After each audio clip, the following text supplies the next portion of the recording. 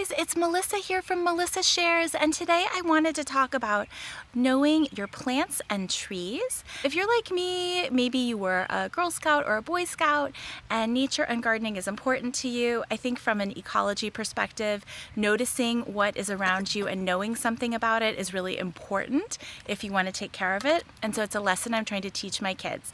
Today, we're at the beautiful botanical garden here in Los Angeles at the LA Arboretum. And one of the beautiful things, if you don't have a plant or tree education, is that everything at a botanical garden or a big public park is typically labeled on the trunk of the tree. We are having a picnic and taking a walk, and I wanted to share a really quick craft activity that we're going to do. This is something that we do at the botanical garden because you're not supposed to take anything out of the botanical garden like leaves or seed pods or pine cones. So we are doing rubbings today, and it's a simple craft that you can do just with construction paper and crayons. Then I'm going to show you some of my favorite books for leaf identification, just in case you can't get out of the house or you want to sort of follow up on these lessons with your kids. So we're back from the Arboretum, and I just want to show you what we came up with. You just need, for any nature walk or trip like we did, some construction paper, some leaves, these are ones from our yard, and some crayons that are old and broken with the paper torn off.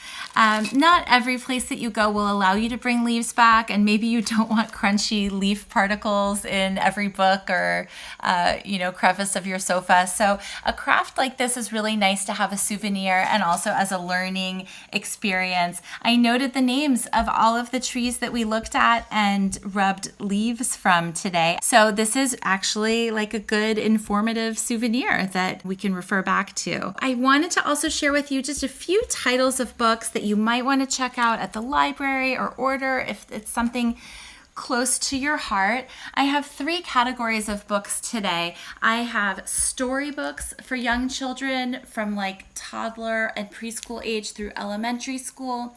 I have a category of books that I discussed in my Mommy Bookshelf video called activity books, and these are all nature themed and have relevant chapters. And the last category are reference books, and these are really beautiful, cheap yard sale, tag sale, thrift store books.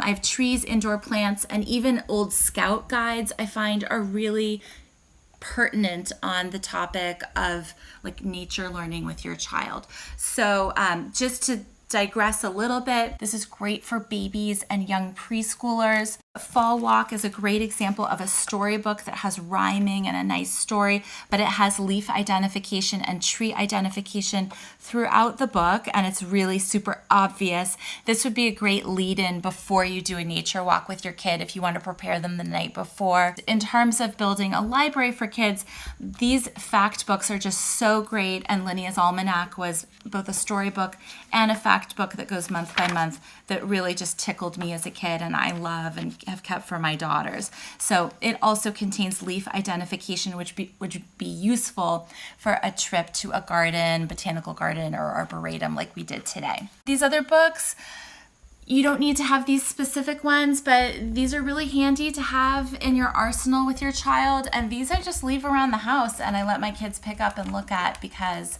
whether you know your plants or not, these books will give you the information that you need and might help you learn more about your very own backyard. I hope that today's video was helpful for you. Definitely let me know or give it a thumbs up if you liked it today, and I hope you'll subscribe. If you're doing these kinds of activities with your kids, I would love to hear from you and hear your recommendations, because I'm always learning, and I know that lots of other parents are looking for new ways to teach their kids as well. Thank you so much, and I'll see you back here soon. Bye-bye.